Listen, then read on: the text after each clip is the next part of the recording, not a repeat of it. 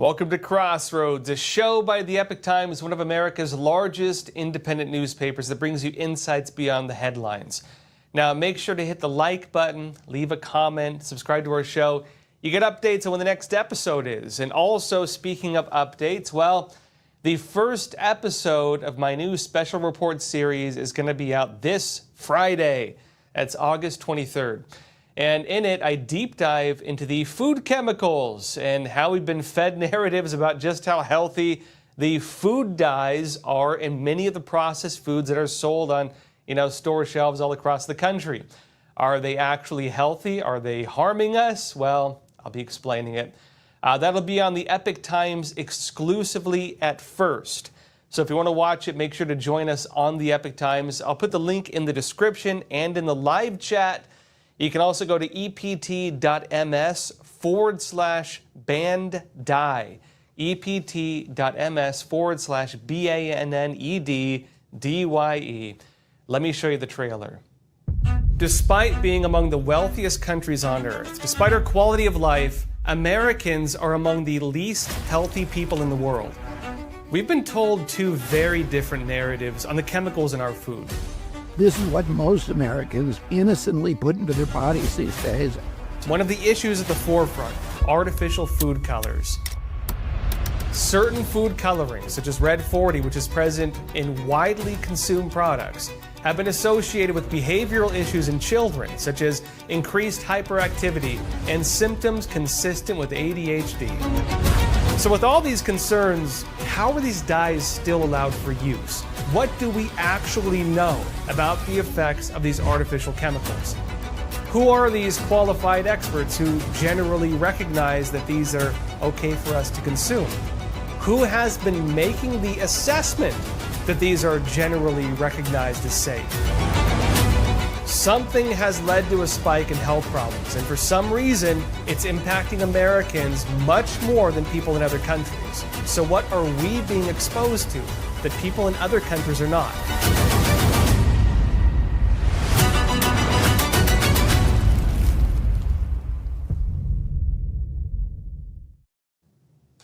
So that's going to be airing this Friday, 10:30 a.m. Eastern Time on the Epoch Times website. Make sure to click on the link in the description to get access to it. And this is going to be just the very first of many investigations like this that I'll be doing.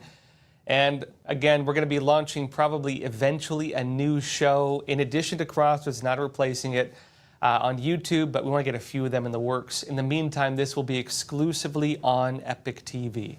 So be sure to join us there. Now, look, on to the news. President Donald Trump is yet again trying to negotiate peace between Russia and Ukraine. He's been saying for a long time he thinks Putin's giving him the runaround. Zelensky showed up, didn't wear a suit, didn't even say thank you. Then he said thank you. And it's been delayed. Now it looks like things might actually happen. They're getting buy-in not just from Putin. They're working on Zelensky now. Then they got to try to get Europe to buy into it. I don't know about the CCP. But this time what's happening is the goal is they want to bypass a ceasefire. Normally, you get a ceasefire first. Okay, we won't fight. Then you try to negotiate a full-on peace deal. With this, they want to go straight for a peace deal, an official end to the entire war. Now, look, alongside Donald Trump's meetings with both leaders of these countries, there's also questions of what could actually be on the table if they do make a peace deal, because the way it works, unless you get one guy coming out as the winner, both sides are going to have to lose something. Normally, that's the way a peace deal works in the middle of a war. Now, after the meeting with Russian President Vladimir Putin in Alaska, President Donald Trump wrote on Truth Social, he said, quote, "A great and very successful day in Alaska. The meeting with President Vladimir Putin of Russia went very well, as did a late-night phone call with President Zelensky of Ukraine and various European leaders, including the highly respected Secretary General of NATO." And that's important, too, because remember, NATO, Western Europe, they've been kind of backing Zelensky, and again, as Trump has backed off a bit, they've kept the war going, at least on his side. The Chinese Communist Party is basically keeping the war going on Putin's side. if you're going to get peace, you need at least buy-in from Europe as well, like Greater Europe. Trump added, it was determined by all that the best way to end the horrific war between Russia and Ukraine is to go directly to a peace agreement which would end the war and not a mere ceasefire agreement, which oftentimes do not hold up. Because you negotiate a ceasefire and then like day one, they're still shooting each other, right? As we've seen. Now, Trump said this as well. He said President Zelensky will be coming to D.C., the Oval Office, on Monday afternoon. They note that he's required to wear a suit. And he said, if all works out, we will then schedule a meeting with President Putin. Potentially millions of people's lives will be saved. Thank you for your attention to this matter.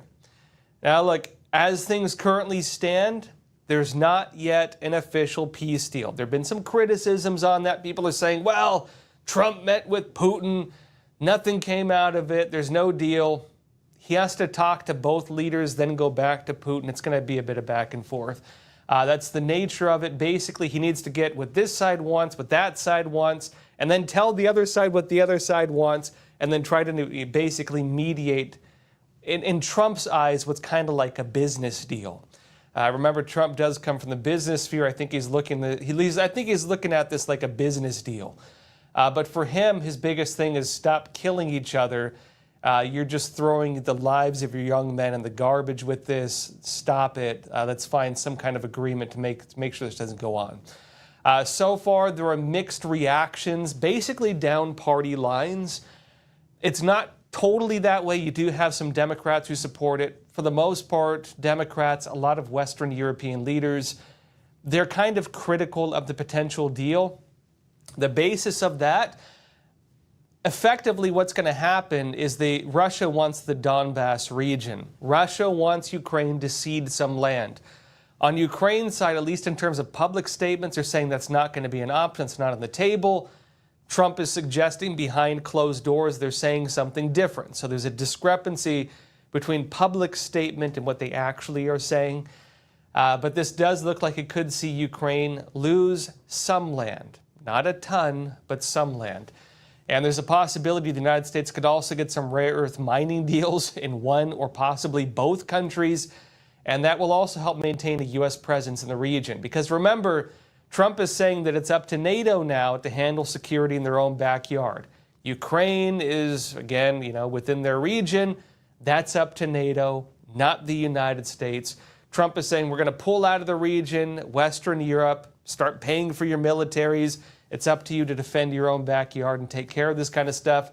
And Trump wants to basically focus America's military, focus again to China and the Asia-Pacific region. If Trump does get these mining deals, something we very much need in terms of breaking away from the Chinese Communist Party, big thing on the table right now, it's very likely that we'll also maintain, to a degree, probably not a U.S. military presence in the region, but some business interest where if either country violates the deal, it'll infringe upon our rare earth mining operations, and America will be very unhappy. Now, look, First Lady Melania Trump, she also issued a public letter to Vladimir Putin, which President Trump also posted on Truth Social. This is what she wrote. She said, every child shares the same quiet dreams in their heart, whether born randomly into a nation's rustic countryside or a magnificent city center. The dream of love, possibility, and safety from danger. I think not only children, probably all of us want that. And she continues stating this, quote, Mr. Putin, you can single-handedly restore the melodic laughter. In protecting the innocence of these children, you will do more than serve Russia alone. You will serve humanity itself. Basically suggesting, look, your children are not safe right now. They're living in the middle of a war. They don't have a guarantee of safety. Your young men are being pried from the arms of their mothers, sent to the front lines in a devastating war where people are being, it's a horrible, horrible war. And she's saying, you have the power to stop this, basically. Now, it seems the deal is not going to make everybody happy. That's the nature of making a peace deal while a war is ongoing. Typically, it's very hard to come to the negotiating table, find a deal when people are still fighting each other. Normally, you don't have a peace deal until one side defeats the other. Once one side defeats the other, what normally happens? Well, after losing many, many, many more lives, many, many more casualties, and seeing a whole lot more destruction, one side is going to lose a whole lot worse than the other side. One side is going to lose land, maybe its entire national sovereignty, be divided up through the peace deal, whatever it may be. Maybe even their country is going to be split up. We've seen this happen many times in history where a country loses a war and the other country comes out the victor and they get basically whatever they want. If you make a peace deal in the middle of a war, before things are settled, before one side destroys the other, it's not going to make everybody happy. And it seems to be that's what's kind of on the table right now. The narrative from the Trump side is that Ukraine, look, you might lose a little bit of land, but in exchange for that, the peace deal is going to ensure that both Russia and Ukraine lose a whole fewer, less human lives. The lives of your young men will be spared. And this is also the message from Trump. That's a message from Melania. This was Trump also explaining his hopes on the flight to Alaska. Watch. What will make a success of this summit today? I can't tell you that. I don't know. There's nothing set in stone.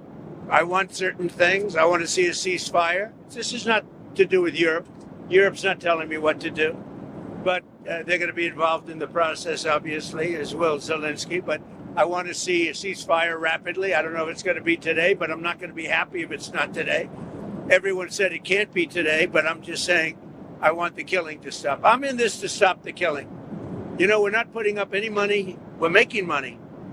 They're buying our weapons, and we're sending them to NATO, and NATO's sending us big, beautiful checks.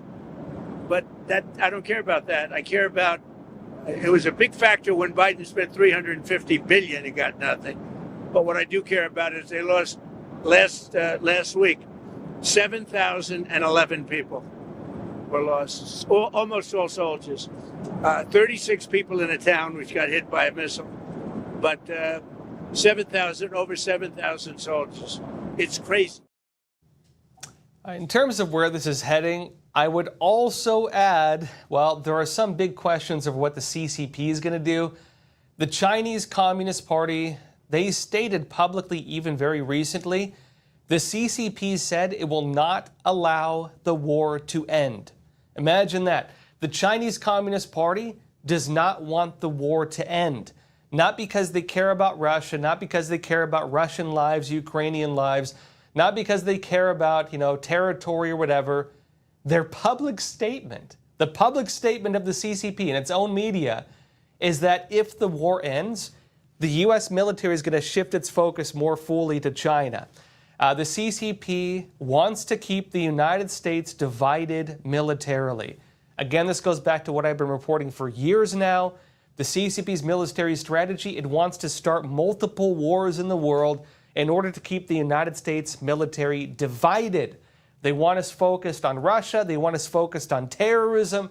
They even want us focused on Latin America, so that if they try to invade Taiwan or do whatever else they want, America will not have the ability to fully respond to them. They believe they can defeat us only if our military is divided. So they need to have us divided. And look at what's happening in Ukraine. Look at how much money we've burned.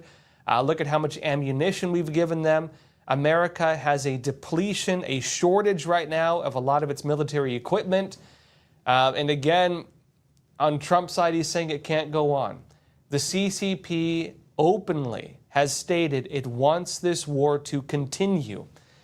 And so again, when you get the buy-in of both Russia and Ukraine on this, on Ukraine's side, Trump also needs to get the buy-in from NATO. He needs to get them given the go-ahead for it. Remember, France has been trying to make their own peace deal, bypassing the U.S. On Russia's side, if Putin is going to go and end this war, it means he needs to defy Xi Jinping of the Chinese Communist Party. He might do that. We've been reporting as well that Xi Jinping, the head of the CCP, does not fully control China right now. In particular, Xi Jinping does not fully control the Chinese military anymore. So it is possible that Putin will recognize that weakness, break away from the CCP, bring an end to this war. We will have to see what happens. We'll get more answers on that this week. Now, look, in other news, though, there's a brewing battle over redistricting right here in the United States. And it's California versus Texas. I'll be talking more about this after a quick break. All right, just a pause here for a super quick moment. You are, of course, watching Crossroads with Joshua Philipp. I'm just here to share a message about American Hartford Gold, my own personal gold and silver bullion dealer. Now, obviously, the recent tariffs have made the markets super turbulent and volatile. With every new piece of tariff news, the markets seem to either crash up or crash down. And of course, it's worth mentioning that these conditions don't only affect Wall Street. They affect all of us through our investments and our retirement accounts. That's why I'd like to introduce you to a company that I trust and I myself use to secure my own savings, American Hartford Gold. They specialize in helping Americans move our assets into something tangible, into something you can actually hold, which is physical gold and physical silver, two precious metals that act as a hedge against all those decisions being made in Washington, D.C. They have an A+ rating with the Better Business Bureau. They have thousands of 5-star reviews, and they make the whole buying process super simple. Your metals can be shipped directly to your door, or you can transfer your current retirement account to a tax-advantaged gold IRA. And the best part is that right now, American Hartford Gold is offering an exclusive offer. When you call them today and you mention the name Joshua, you could receive up to $15,000 in free silver with your initial investment. Take advantage of their special offer. You can either just call them at 877-260-2764 or text Joshua to 65532. All their information will also be down in the description box below. And now, back to Crossroads. In other news, there's a brewing battle over redistricting, and this could have a big impact on the elections. The midterms first off, especially the midterms, but eventually with election law changes leading into the next presidential election. When it comes to redistricting, though, going to impact, again, House seats in particular. Texas is taking steps to redistrict. Republicans have often had the ability to do this more so than Democrats. They've been blocked from doing it because Democrats argue it's racist to redistrict, at least when you do it in favor of Republicans. It is a fact in this country. A lot of black Americans, majority, do vote Democrat. And because majority of them vote Democrat, Democrats have argued if you redistrict in a way that takes away, black representation, then it's racist to do that. So Republicans for a long time have not been able to redistrict in a way that actually benefits them when it comes to House seats. The Supreme Court determined otherwise. They ruled that no, you can't, it's not racist to redistrict in favor of Republicans. This gave them the green light. Texas now, they're moving forward with it. They're facing a lot of criticisms, especially from Democrats. And in particular, Gavin Newsom in California is saying, Texas, if you do this, we're going to do it too. The problem for California is they've already been doing it in favor of Democrats for a very long time. I'll explain. Now, this could see Republicans in Texas gain an additional 5 seats in the House. So if people vote, again, as expected, this is all kind of on the shoulders of whether people continue voting as they normally do. This would mean Republicans, hypothetically, could gain, they could hold 30 House seats in Texas, gaining 5 seats. That would mean Democrats would hold 8. Now, in response to this, California is now saying, well, you're going to do it, we're going to do it too. California is moving to redistrict, and they've now released their plan on it. Zero Hedge notes that California Democratic lawmakers unveiled on Friday a proposed redrawn state congressional map they intend to place on the November ballot. People have to vote on it amid a redistricting battle with Texas. Well, again, for the midterms, right? It notes the proposed congressional map is expected to give Democrats also 5 additional seats in the U.S. House of Representatives in the 2026 election, which Democratic lawmakers said was a response to Texas Republicans' redistricting plan. Now, why is this controversial? This is it. It's whether changing voting maps affects the actual representation of voters. This is a big deal that we're just hearing more about. Now imagine this. In the United States, The reason we have representatives, Congress, is that we have a republic, which is a representative democracy, which means we elect people to represent our voices in Congress. Now, you might imagine how that would normally look. It would mean that if, well, I don't know, 38%, 40% of voters are on one side, 60% are on the other, then when it comes to representation in Congress, you'd have something kind of close to that. It turns out that has not been the way it is, and for the most part, Democrats, they've gerrymandered the system a little more than Republicans have, mainly again because every time Republicans try to do it, not that they don't want to, every time they try to do it, they get sued because of race politics. This means that in California, as things currently stand, over 38% of voters are Republican, at least in 2024, but only over 17% of the state's House seats are held by Republicans. Imagine that, right? That's currently 9 of California's 52 seats held by Republicans, meaning Republicans are not really fully represented in Congress in California. Now, on the flip side, you're saying, well, what about Texas? Don't they do it too? This is how it lines up. In 2024 also, over 42% of voters in Texas were Democrat. Now, Texas is viewed as a very red state. They're actually not.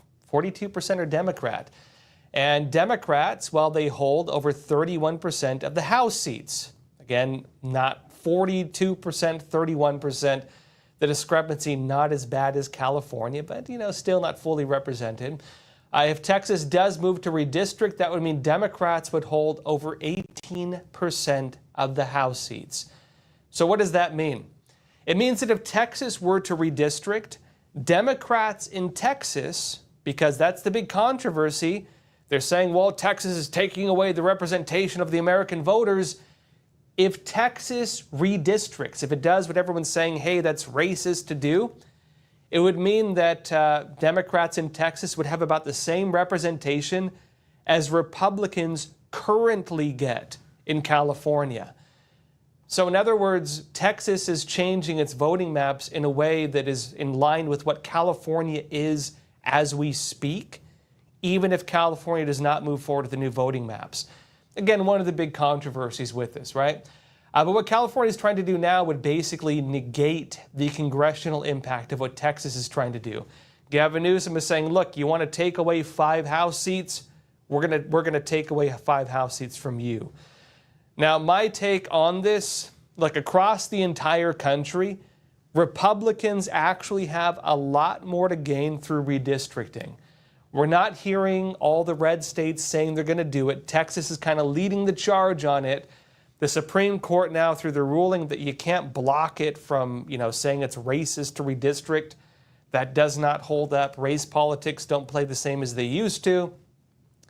If Republicans want to say, Gavin Newsom, if you're going to redistrict, we're going to do it too, Republicans could actually shift things very heavily in their favor. Now, that's not to say that voters are going to absolutely go along with it. Because look, voters might change the way they vote. Surprise, right? If they do that, the whole idea of redistricting doesn't really hold. This is based on kind of the conventional way that people have voted before. It's not absolute. But there's also the real major move that's going forward right now, which is Trump's attempts to also redo the census, but not count illegal immigrants. That's the other kind of called the Trump card, right? Boom, on the table. In addition to redistricting, Trump wants to redo the census, which also can change the amount of representation that each state gets in Congress. If he does that, that could see Democrats lose, some have said, 10 to 40 House seats. And if that happens, basically, if people continue voting as they currently do, it would very much cement a Republican hold over Congress. Trump is moving forward with it. We're probably going to see a lot of legal challenges on that. So we'll see how it goes. Democrats are saying it's unconstitutional for him to do it. But there's a big battle right now for Congress bypassing just, the normal vote. The strategy phase, the setting up the pieces on the table, that's what's happening right now. Now, also, meanwhile, alongside the National Guard, now patrolling the streets of Washington, D.C., U.S. federal marshals are now also involved in law enforcement there. And the White House, they just posted a good old propaganda video of their nighttime routine. Watch this.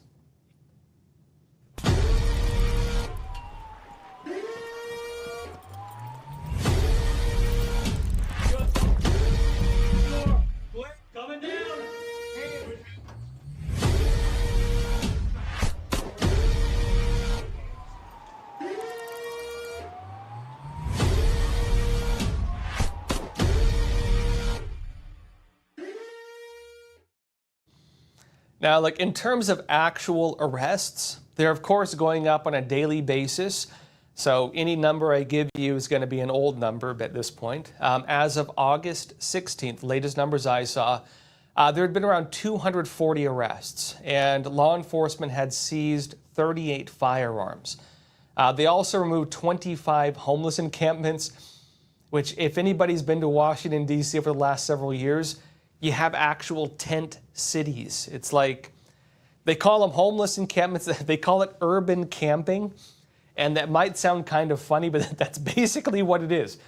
It's people with camping tents, and they have outdoor grills, like if you're camping in the forest, but you're camping in downtown Washington, D.C. It's actual camps. They broke up 25 of those camps. Now, some homeless people are saying, look, what are you going to do to me? You're making it so I can't be homeless. Where am I going to go? I'm homeless. You can't be homeless anymore. Okay, where do I go, right? They're saying they're going to leave them in other places, maybe put them up in other, I don't know, halfway house type things. There's a lot of talk about what they're going to do with the homeless people. They're not really saying. Maybe they'll pick them up, drop them off in the next state over. We'll have to see. It's the kind of thing where they're saying, look, you can't go home to your camp in downtown D.C., but you can't stay here. You also have, again, law enforcement going around, not just federal marshals. ICE is on the street. They're looking for illegal immigrants. There are videos also of federal patrols going around questioning people, public drinking, smoking marijuana, which I know it's decriminalized. It's still federally illegal. It's still a Schedule I drug. All of that now is being enforced. They're doing what used to be called broken glass policing. You break a pane of glass, you're going to get arrested. Even a small little crime, everything is now being enforced. Now, on that front, there are also legal challenges, as you would expect, trying to block Trump's ability to do this. Trump only can do this for 30 days unless he can find another way to extend it.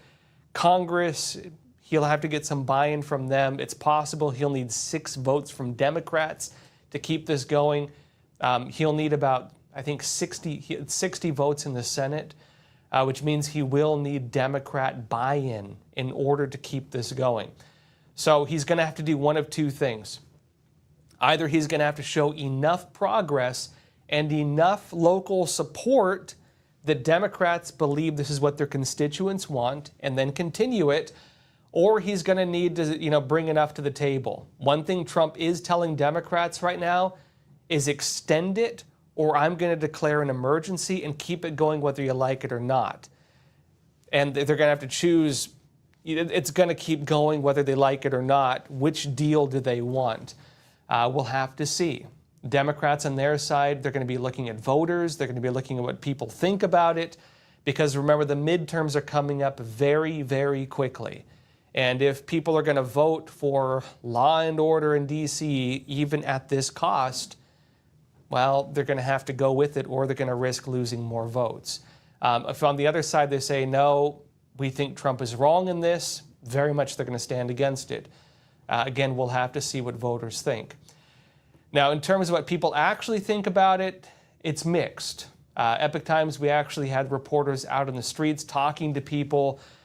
There's a lot of different takes on what things are actually like there. You've probably seen some of the different videos. On one side, there are large-scale protests. There are also reports that the rent-a-crowd groups, where you can pay people to go protest, they saw a 400% increase in business. Trump himself is saying these are paid protesters. Is that the case? Probably to an extent. I do think there's some grassroots as well, my personal take. There's also been videos going around, only a handful, but there are some, and they're going viral. You have some black residents coming on camera, talking on their phones. They're saying they support the police efforts because they say, hey, I can finally go out at night and not be afraid of getting robbed. For a lot of these people, this is their neighborhood, and they've been living at the whims of crazy homeless people, career criminals, and youth, people under the age of 18, who kind of know they're not going to face punishment even if they commit relatively serious crimes. And so the criminals are probably very unhappy about this. The average citizen, it depends. The other side of it is you also have the people who live in the nice neighborhoods, and they're not, again, being brutalized and, held down by these gangs and crime groups. And, it doesn't affect them, in other words, and they're very much opposed to what they're seeing. Now, Epoch Times, we went actually out on the street to get a feel for where people actually stand on this. In terms of what we heard, talking to people on the street, it's mixed. Some people like what Trump is doing. Some people very much don't like what he's doing. Some people cautiously support it. They're like in the middle. They're saying, great, I can actually drive my car and not be afraid of getting carjacked. But I think he's going too far. It's all those opinions, and so we'll have to see where things fall. It does seem the opinions are kind of in the middle. And that's going to be important also remember when it comes to getting congressional votes on this. Now look, despite these efforts, Trump has also run into challenges with this plan in Washington, D.C. There are reports D.C. Metro Police, not all of them, but some of them, are refusing to enforce the measures. They're basically saying, you can tell us to go on the streets, you can tell us to patrol, we'll do it, but we're not going to carry out fully what you say we have to do. There is some degree of ideological, ideological peaceful non-cooperation at play. And just because someone's a police officer and being told to do something doesn't mean they're going to do it. That's one of the traits of the American people. Just because you get told to do something does not mean you're going to do it. So you have some police going out, in D.C. Metro, and they do, again, D.C. Metro, not just the police, but just in general, they do tend to lean more Democrat. Not all of them like Trump. And if Trump tells you to go do something, you might not do it. To get around this, the Trump administration is taking its own actions, though. They're allegedly moving to bring in troops from other states to bypass D.C. Metro. Express UK said this.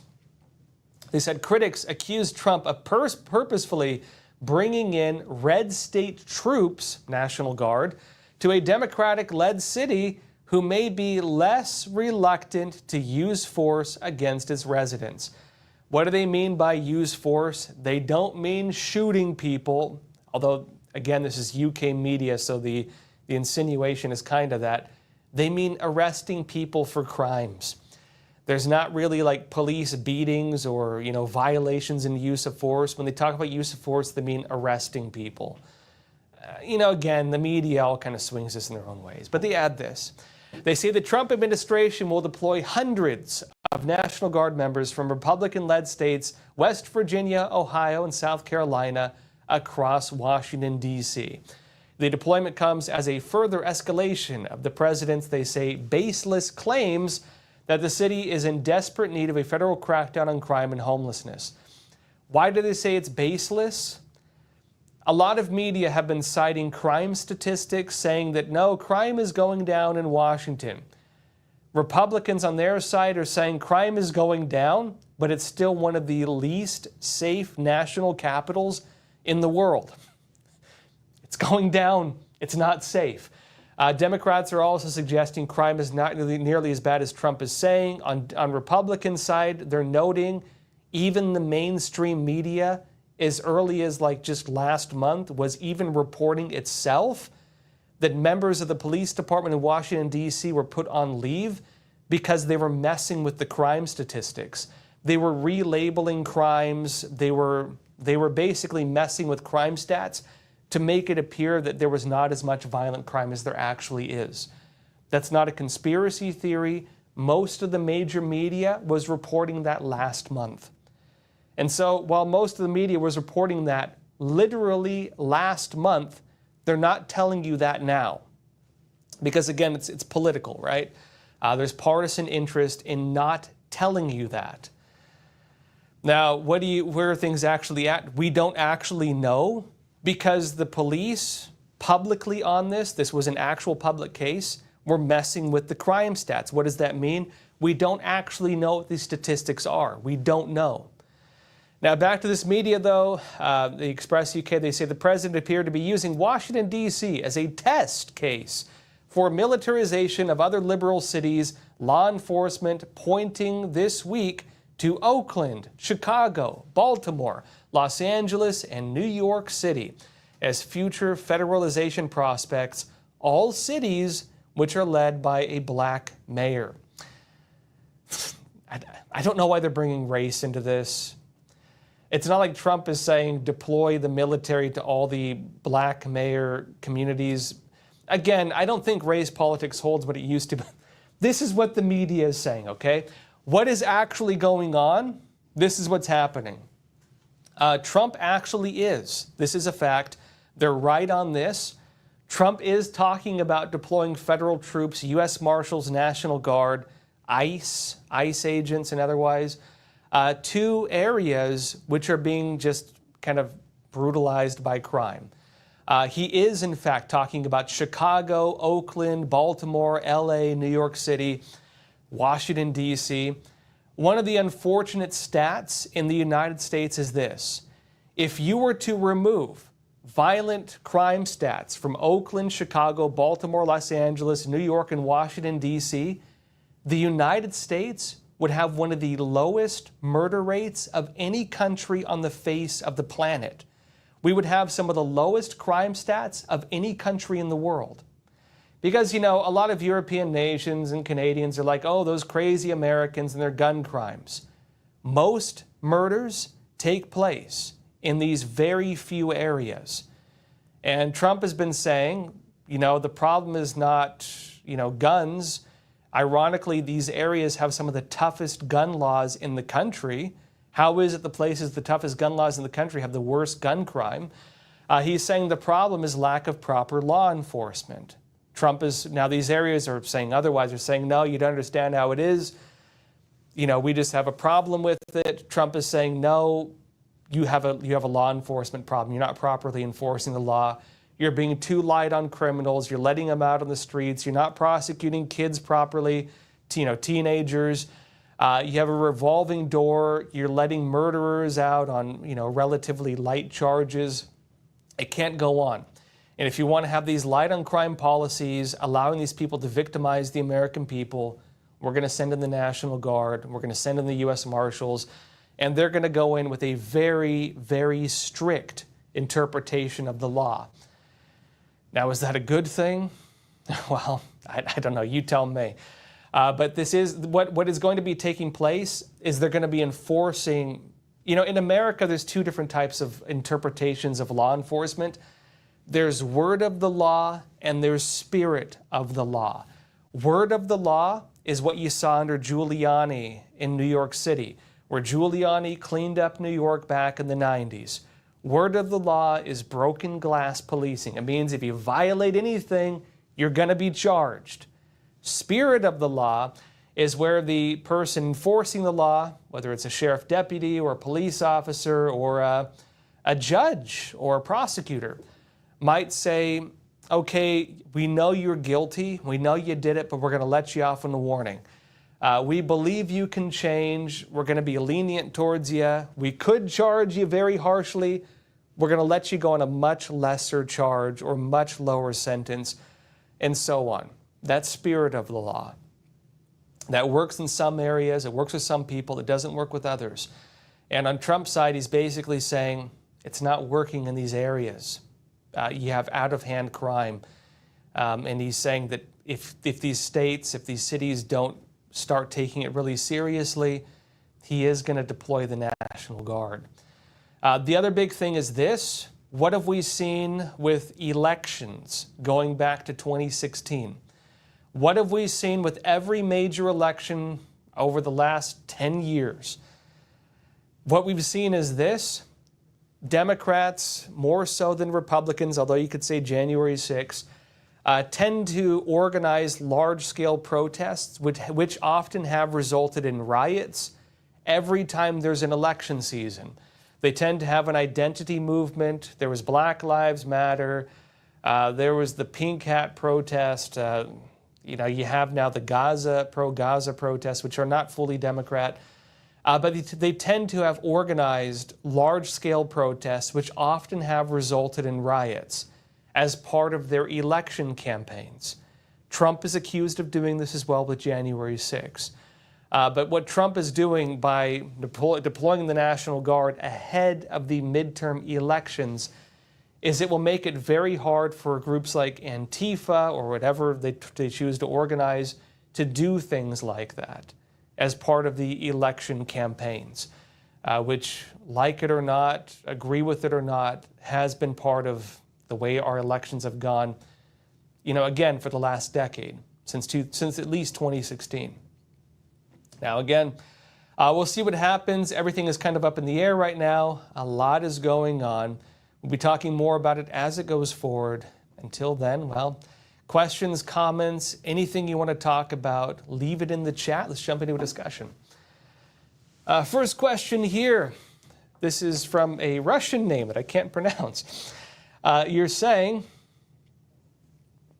sorry, this is a veteran meme machine. This is China. We will not allow the war to end. I see. I get it now. It's the name has some stuff in it.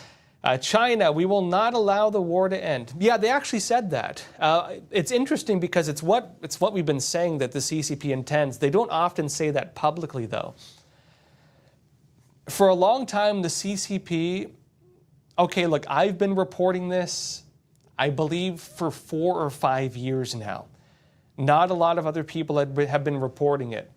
One of Xi Jinping's main advisors, there were public statements on it. It wasn't secret, but just it wasn't being talked about.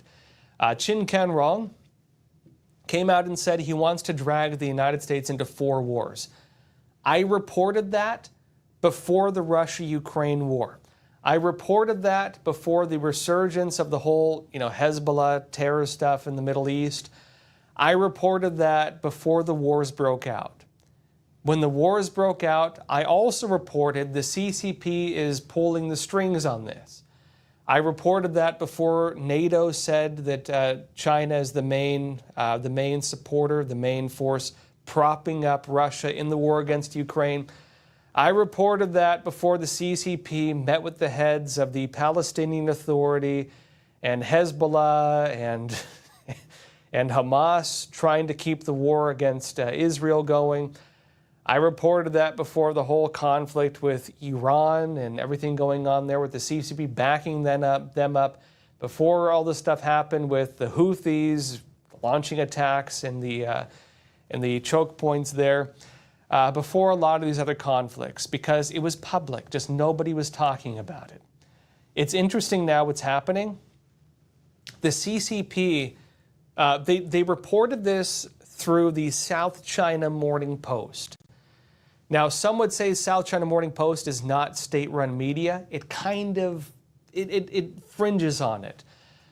South China Morning Post used to be considered one of the relatively free media because it was in Hong Kong.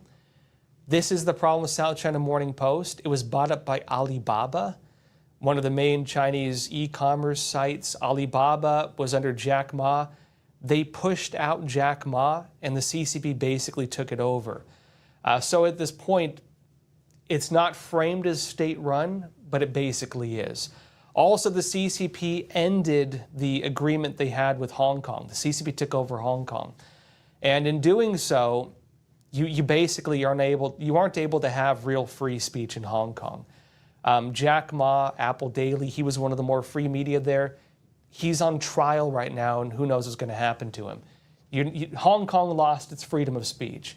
So the CCP doing this through South China Morning Post, that tends to be one of the main CCP voices to the Western world. They're often the media that a lot of China, people who watch the CCP, a lot of them will follow it.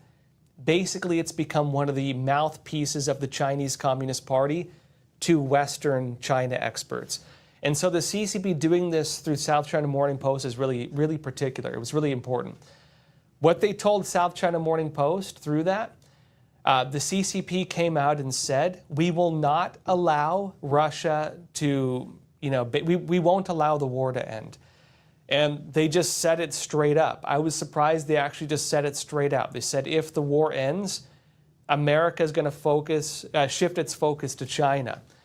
That goes back to what I've been reporting for a very long time. The reason the CCP wants the war to keep going is not because they care about Russia, not because they care about the young Russian men praying for their lives as a drone goes over their head and drops a bomb on their face, not because they care about the Donbass region, not because they care about the threat of nuclear war. The only reason the CCP wants to keep the war going is because they want to divide the focus of the United States. The pure only reason they have is dirty self-interest. The dirty, filthy self-interest of the Chinese Communist Party, throwing Russia into the meat grinder, throwing Ukraine into the meat grinder, doing everything they can to keep that going because of their own filthy self-interest. The CCP is doing it for that reason, and they admitted it. They said it publicly. So we'll see what happens with it. Ashley, and I think Trump needs to criticize the CCP for that. They need to call them out on it. They need to call them out on it. I don't know why they just let the CCP worm its way around this kind of stuff, because they basically have just let the CCP get away with it. Another question, Ashley from California, you're saying Putin should not listen to China. The U.S. has more to offer. China is like that third wheel friend trying to keep a fight going between a couple. That's a good analogy, actually. Yeah. Why are you with him? Why are you with that guy? Right? It's like when you, maybe like 90s analogy. You go to the club and a guy and a girl are really hitting it off, and the third wheel friend is like, she doesn't want to talk to you. And the girl's like, what do you mean I don't want to talk to him? Yeah, I do, right? So anyways, that's what's happening right now. It's a good analogy. On that front, it's interesting actually. Russia and China have been frenemies for a very long time. It's more of like a strategic relationship, but they don't fully get along with each other. I think Russia would much prefer an alliance with the United States over an alliance with the Chinese Communist Party. The problem Russia has is twofold. Remember the New START Treaty. This was during the Obama administration. It was when Hillary Clinton was Secretary of State. Remember, they met with Russian leaders. They had the red button with START on it, and they all pressed the little red button, signifying a, quote, new START. Russia went against U.S. interests to an extent, damaged that whole thing. It was a bit of a mess. And then, of course, the Trump-Russia conspiracy theory came about, which was fake. And what happened during the 2016 election and leading up through the entire Trump administration? Russia was accused of trying to rig the elections. It turns out that was fake news. It was all false. It was a rigged, fake story. But that rigged, fake story had the effect of preventing proper U.S.-Russia diplomacy. U.S.-Russia diplomacy absolutely fell to pieces during the 4 years of the first Trump administration because Trump was not allowed to talk to Putin.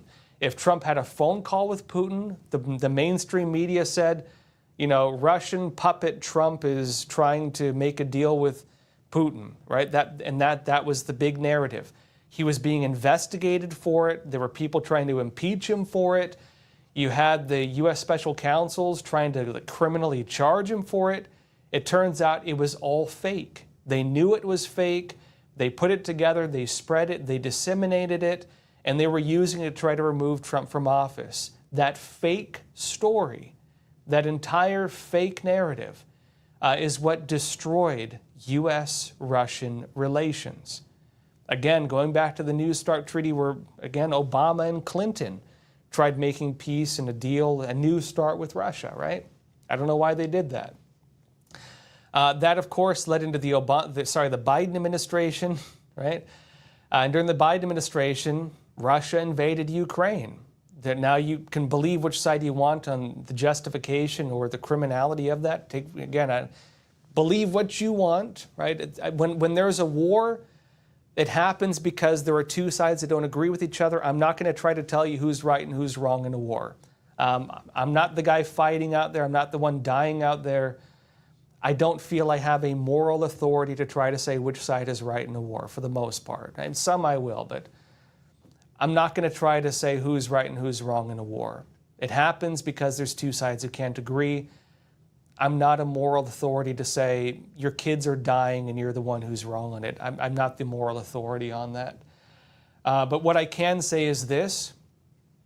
During the Biden administration, the war actually damaged a lot of Biden's prospects. Because of U.S. support for Ukraine, a lot of the money made it so that they had to divert money that would have gone to the whole green agenda.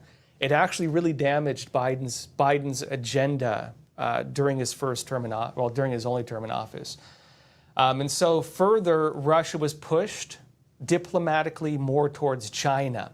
And Russia was put in a very rough place because they had no friends. Their only friends were China, and that's about it. Russia, Putin was trying to make deals with North Korean leader Kim Jong-un, and the CCP criticized Russia and North Korea for trying to make friends. The Chinese Communist Party is like a jealous girlfriend. How dare you look at that other woman? I saw you looking at Kim Jong-un. Right? The CCP is like a jealous girlfriend. You're not allowed to have other friends. You have to spend every waking moment with the jealous CCP girlfriend. You're not allowed to have other friends. So if Russia tried making deals with anybody else, the CCP would step in and say, remember, you need me. I got you like this. Nothing you can do about it because you got no place else to go. I personally don't think Vladimir Putin wants to be in that position, but he's stuck between a rock and a hard place. If he backs off this war, the real threat he faces is war criminal charges with Europe. Europe doesn't like him. If you want to hear my personal opinion on why Europe doesn't like him, like most of Europe, it's because if Russia were allowed to become strong, they would become one of the most powerful countries in the European region. It's just a fact, right? Economically, militarily, and diplomatically, they would be basically the leading power in Europe, more so than any other country. I shouldn't say more so. They'd probably be about on par with Germany, as we've seen historically. All right, hint, hint, wink, wink. And I think Europe doesn't want that power shift. I don't think they want that dichotomy because Russia represents a very different social agenda. They represent a very different political narrative. I know people say, well, this country's corrupt or that country's corrupt. Show me a country on earth that does not have corruption. Name one country on the entire face of the planet that does not have some corruption. They don't exist. Name one country, one empire in the entire history of humanity that did not have corruption. Was there ever a country that didn't have corruption? I don't like corruption. I think it's terrible. I'm also a realist. That's human nature. And one country criticizing another of that, everybody has some degree of problems with it.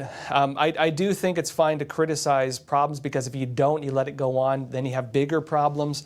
And of course, I think the real problem is more like human rights abuses. I think a politician, acting in their own interest, you're always going to have that.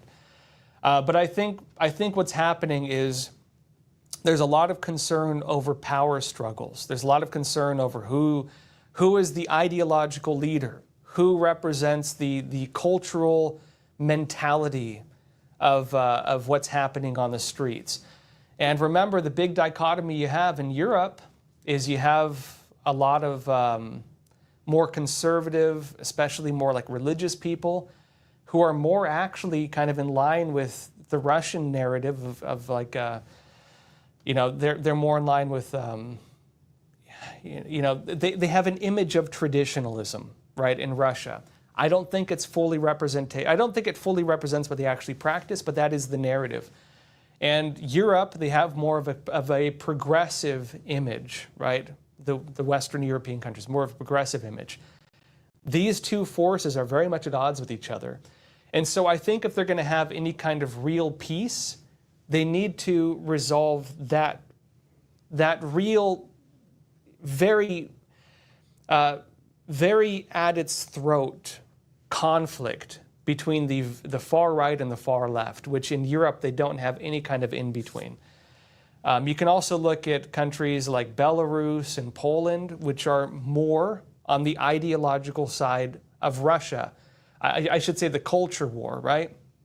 And so because of all these factors, Russia is going to have trouble breaking away from China unless they have another ally.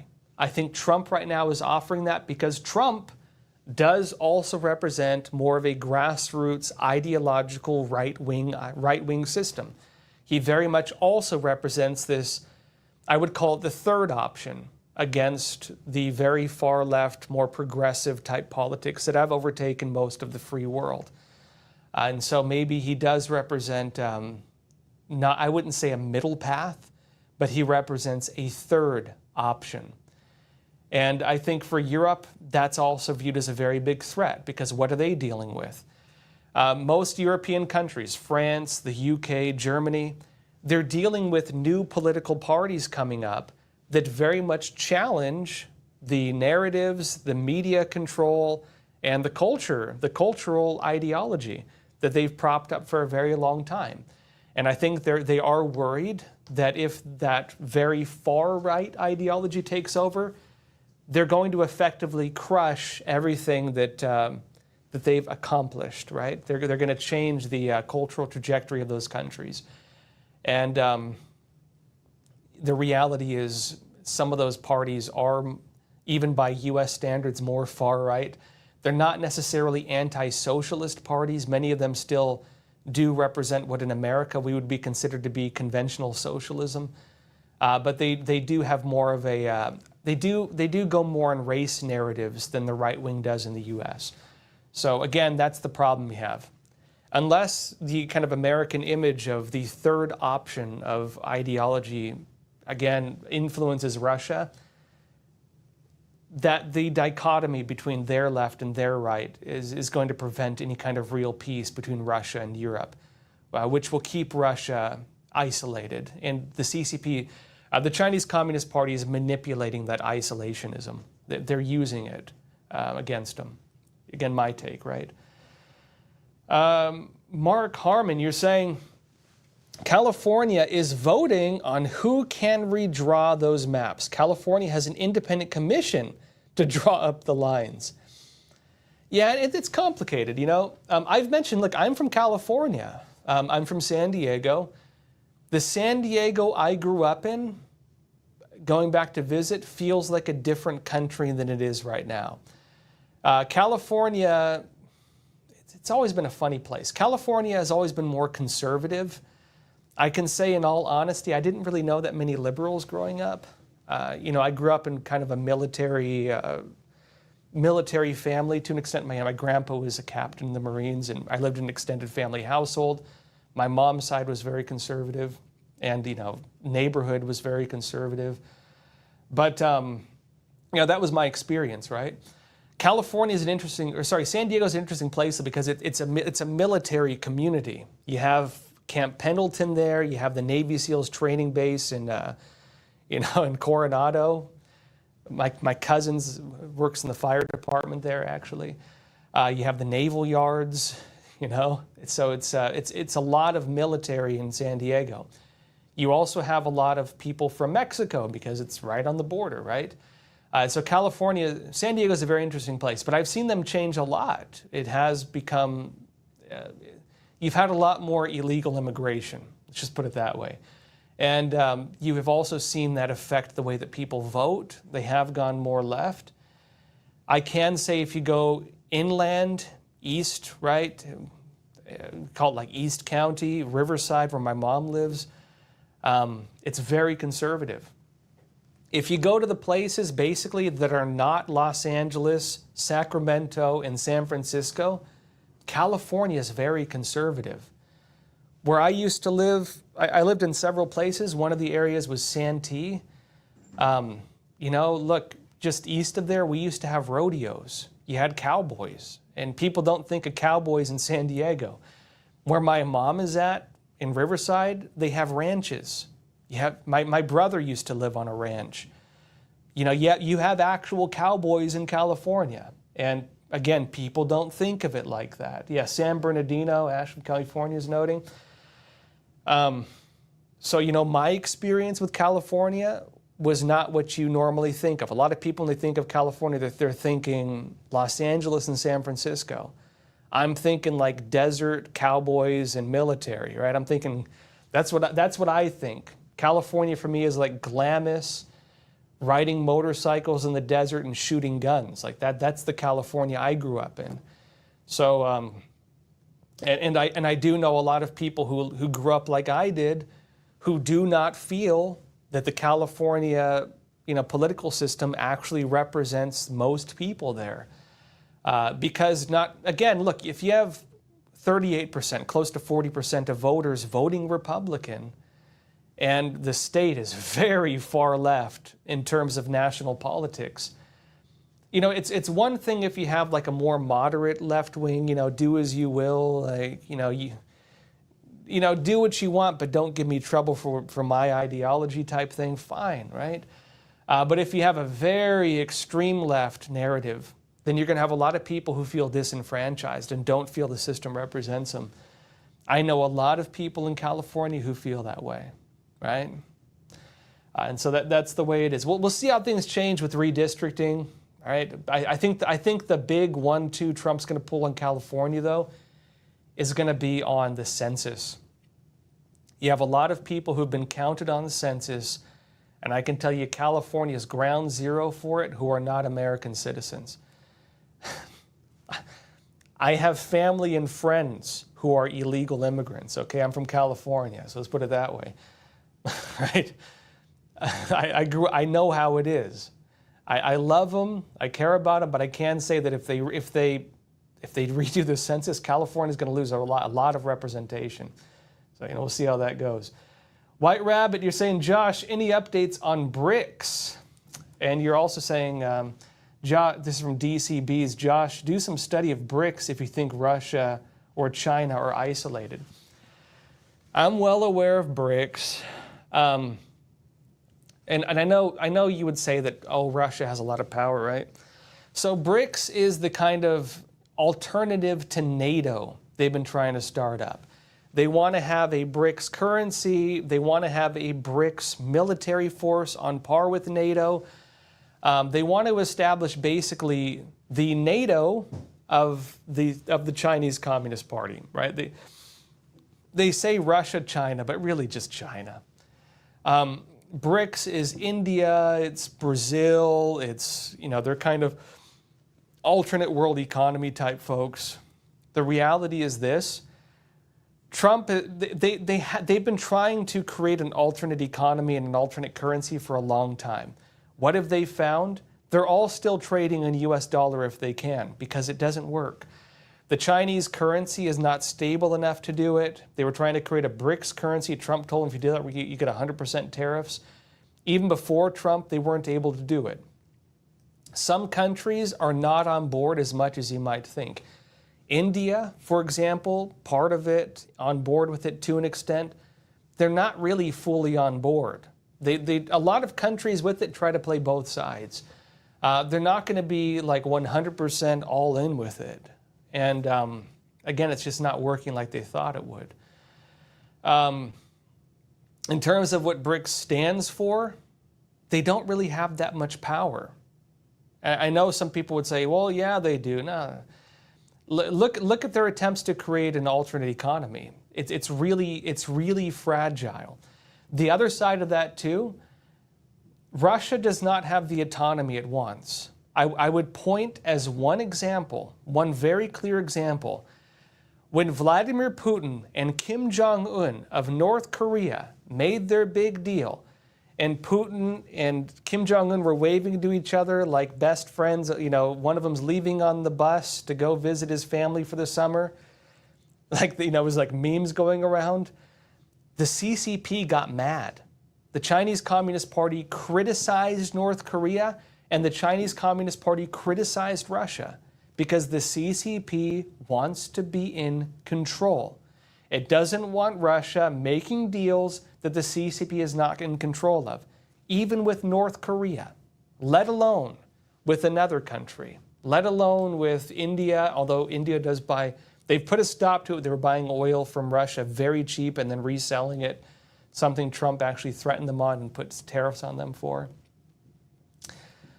They don't have as much power as you think, mainly because the CCP acts like a jealous girlfriend. The CCP acts like a, BPD, crazy, break into your house and threaten to kill your puppy in the middle of the night girlfriend, right? That's how the CCP treats its allies. And a lot of them don't like that. It kind of freaks them out, right? And so because of the nature of the Chinese Communist Party, they're not able to really form any kind of agreement that is fully, properly in the interests of the parties of interest. If they could get out of it, they would, right? If they could get out of it, they would. And if they could get better deal, let's put it this way. If India could trade with Russia on oil and not deal with the CCP, they would love it because India does not get along with the CCP. If India could trade and make oil deals with Russia and not have to deal with Western tariffs from the United States, they would love it. They can only get that if the war ends. If the war between Russia and Ukraine ends, and at the very least to an extent, right? Diplomacy is opened up a bit more. India would be very happy. They're part of BRICS. If, Lula da Silva in Brazil, he's a bit more ideological as the way things are going right now. But if they were to be able to make deals with Russia and even Iran, which Iran has a lot of influence in Brazil also, as well as other countries in that region, and not deal with the Chinese Communist Party trying to rip them off at every corner, they would love it. They would love to have more of an international system, an international agreement that is not fully dependent on the United States. But the CCP, again, because they act like a crazy, jealous girlfriend, they want to be in control of everything. And how dare you have friends that aren't me? They keep everybody under their boot. And for them, they would love to not have that. Because of the way the CCP is, and because of the way they run that stuff, because of the way they manipulate countries that get sanctioned by the U.S. and have created, to an extent, an alternate, economic system, because of that and because they control it, they don't give these countries the autonomy they would want. And that actually messes up their ability to even trade properly between each other, let alone with the free world. That's why you have these, they call them black ships or, ghost ships, where they have to turn their trackers off if they want to trade with some of these countries.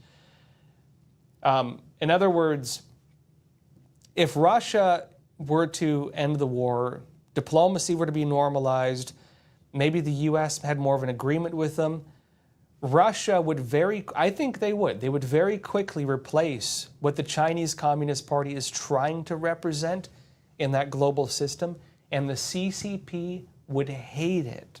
They would hate it. And And so we'll see where it goes. And I would also add one more part on this. Vladimir Putin probably remembers. Remember, he was with the, I've heard he was with the KGB. I think he was actually with the Stasi, I believe, in East Germany. I know he was, during the Soviet Union, he was one of the intelligence officers in East Germany, right? He's very smart. He really is. But he also would remember what was happening between the Soviet Union and the Chinese Communist Party. They had a full-scale war during the Cold War, China and Russia. It was the conflict in the Amur Valley. Russia, the Soviet Union, wanted to nuke China. They asked the United States, even saying we want to bomb China, Russia, not America.